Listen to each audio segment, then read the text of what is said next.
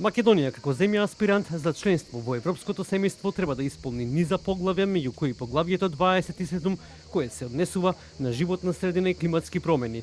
Законот за заштита на природата е од витално значење, но дали истиот ќе ги исполни барањата на Европската унија од Министерството за животна средина велат дека законот е во нацрт верзија и дека истиот како таков е во согласност со барањата на Европската унија. Со донесувањето на овој закон се очекува зајакнување на систем за заштита на природата, подобрување на управувањето со природните ресурси, осогласување со европските директиви и исполнување на меѓународните обврски на државата. Од секторот за природа при ресорното министерство велат дека една од новините е воведување на интервентен тим и комисија за крупни ѕверови кои ќе имаат задача брзо да действуваат во заштитените подрачја, а интервенцијата ќе се темели на хуман третман на животните.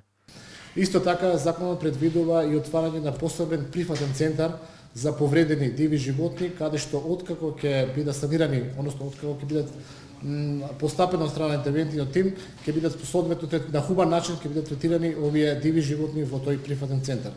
Европската комисија често критикува дека директивите за оцена на влијанието врз животната средина не се применуваат доследно. Поради загадениот воздух, Македонија добива остри критики дека енормно се надминуваат дозволените европски прагови.